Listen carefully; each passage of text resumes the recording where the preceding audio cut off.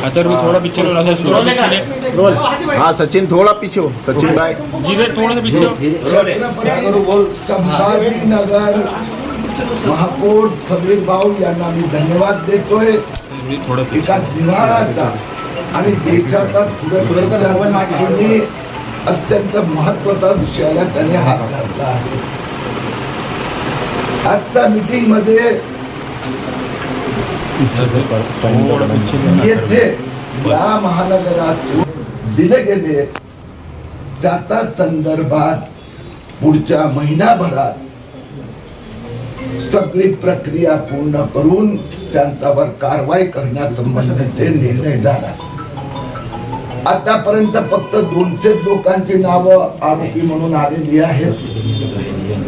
आता बैठकीत आणखीन एक गोष्ट समोर आली की संभाजीनगर जिल्ह्यात मोहळाई गावातला घोटाळा हे आता सगळ्यांना माहित आहे. गावाची लोकसंख्या 1300 आणि नोंदणी झाली आहे 3447. ही नोंदणी मे 2025 ते नोव्हेंबर 2025 दरम्यान झाली. त्यातलं एकही नाव इथलं नाही. तशी शक्यता संभाजीनगर शहरात झाली असण्याची शक्यता आहे.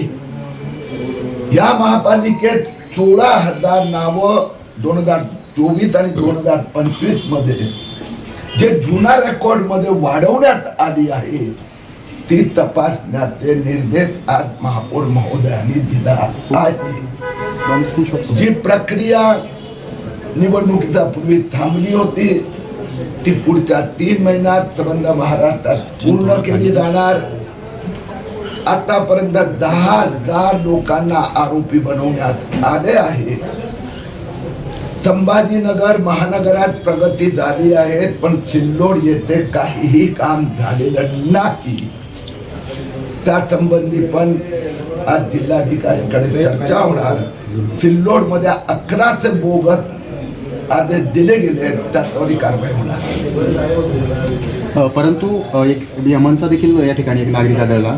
म्हणजे बाहेरून येतात ते लोकांचं रेकॉर्ड जे आहे ते लवकर तपासलं जात नाही. त्यामुळे ही संख्या वाढत जाते आणि भविष्यामध्ये एक धोका निर्माण होतो. 2 गोष्टी आहेत. तपासली जाते हा एक भाग आहे. तो फ्रॉड फोर्जरी आहे. म्हणजे ते मी मोहळायचं जसं सांगितलं की ते टर्मिनल हॅक करण्यात आलं. पण टर्मिनल हॅक करण्यात आलं पण 2 वर्ष तिथे टर्मिनल चालवण्यातच आलं नाही. हा एक भाग. इथे संभाजीनगर ते जे मी गेल्या 8 महिने ओरडतोय महापालिका आणि जिल्हाधिकारी प्रतिसाद देत नव्हते. आज त्यांचे आकडे त्यांच्या जवळ ठेवले.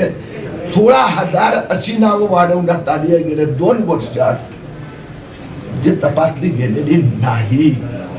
जसं यवतमाळ मध्ये ते सेंदूर शेणी गाव 1400 27,000 नावं 2025 मध्ये भरती गेली तर या ते पण तपासावं लागणार आहे.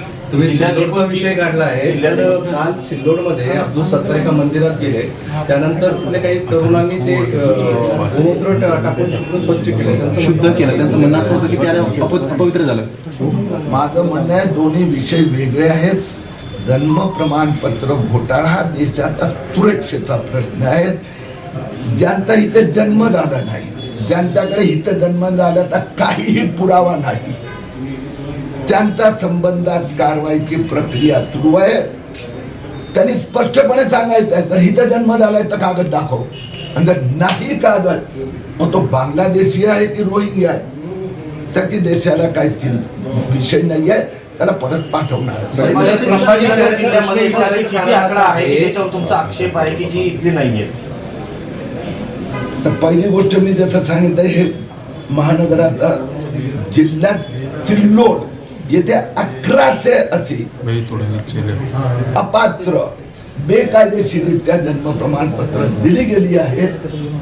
रस्ता संबंधीची प्रक्रिया पुढे जात नाही आहे, आता त्याला गती दिली जाणार. बरं, तुम्हाला महापौरांनी काय शब्द दिला? प्रश्न याच्यासाठी विचारला आहे की तुषार भोसले यांनी असं म्हटलं आहे की ते हिंदू नाहीये तर मग मंदिरात कशाला जातात? ते तुमच्या पक्षाचे आहे तुषार भोसले. महापौरांनी या गोष्टीत सगळ्या अधिकाऱ्यांसमवेत स्पष्टपणे सांगितलं की 3 महिन्यात आम्ही हे सगळं प्रक्रिया पूर्ण करणार.